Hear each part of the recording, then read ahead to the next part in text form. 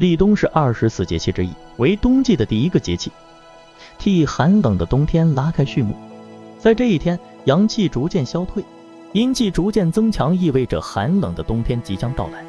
民间习俗为立冬进补，因此时秋季农作物已收割收成，人民借以短暂休息进补，恢复满满的元气。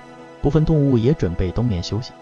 在立冬之后，阴暗的时间会逐渐增加，白天的时间也会逐渐缩短。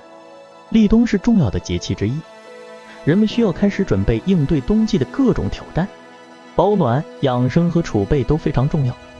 到底节气是看农历还是国历？因节气是与太阳的相对位置有关，所以是阳历，也就是国历。因此每年的立冬日期很固定，会落在11月7日或11月8日。2023年的立冬日期为11月8日。作为秋天与冬天的转折点，立冬节气前为霜降，后为小雪。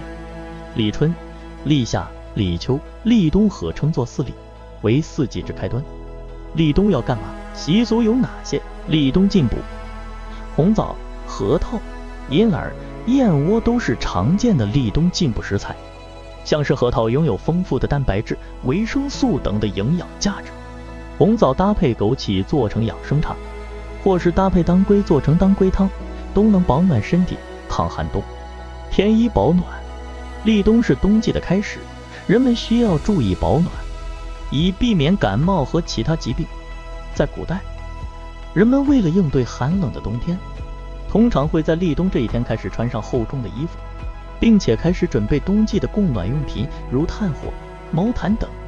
祭祀祖先，在传统习俗中，祭祀祖先是非常重要的仪式之一，也是立冬节气的一个习俗。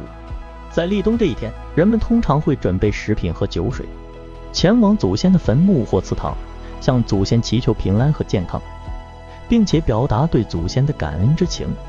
立冬遵守3大禁忌，度个好冬。不宜食用生冷食品。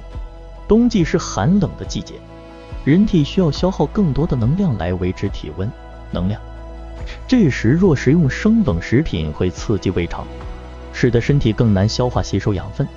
因此在立冬这个季节里，应该避免食用生冷食品，如生菜、生核、生鱼片等，不宜过度疲劳。